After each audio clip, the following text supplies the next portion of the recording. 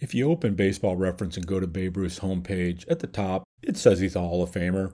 But when you start looking underneath it, it's a little bit odd. He only won the MVP award one time, and he was a two-time All-Star. You might wonder what in the world's going on here. The awards as we know them today weren't around during Ruth's peak years, so I've always wondered if they were, what kind of hardware would he have collected? This series is going to look at every single season in Ruth's career, and this one begins with his rookie season. Ruth got a taste of the big leagues in 1914, appearing in 5 games, but his official rookie year would have been 1915. The Rookie of the Year award didn't show up until 1947, so the question is, if it had been around, would Ruth have taken this award? Of course, Ruth was a pitcher back then, and a really good one. He didn't exactly have a Cy Young season, but nobody expects a rookie to be the best pitcher in baseball. In 1915, Walter Johnson was clearly the best pitcher in the American League. But the question is, was Ruth's rookie campaign good enough to take Rookie of the Year? When we look at the American League rookie pitchers in 1915,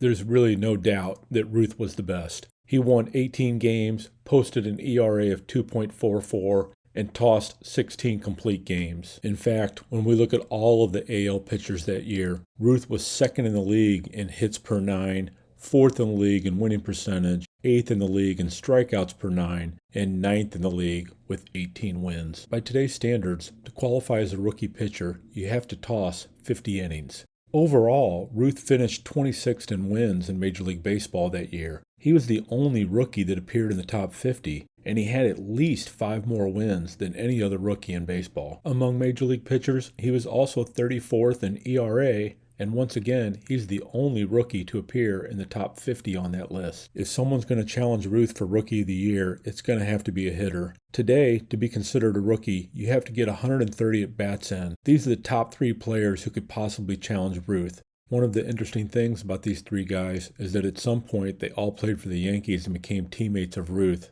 I've highlighted in yellow how they rank against each other, but it should be noted that Brago Roth actually led the American League with 7 home runs. Of the 3, Wally Pipp went on to have the best career, collecting over 1,900 hits and 1,000 RBIs.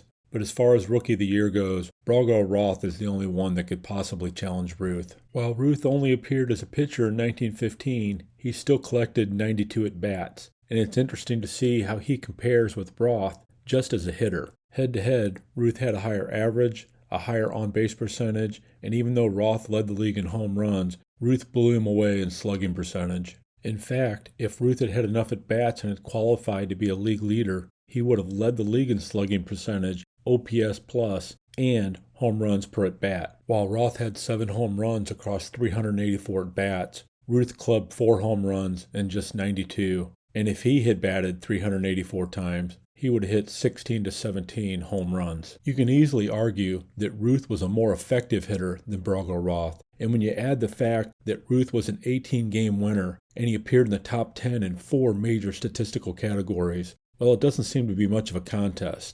If the Rookie of the Year had been given out in 1915, hands down, Ruth would have been the winner. As it turns out, the Red Sox also went to the World Series in 1915, and they defeated the Phillies 4-1. They had such a star-studded staff that they didn't even need the young 20-year-old Ruth to pitch in the series. Ernie Shore pitched Game 1, Rube Foster Game 2, Dutch Leonard Game 3, and then they went back to Ernie Shore and Rube Foster to finish out the series. Ruth had 1 at-bat. The Red Sox may not have needed Ruth in the 15 World Series, but they'd sure lean heavily on him in the following season. Well, that's it, and I sure appreciate it when you like the video and when you subscribe to the channel. Thanks for watching.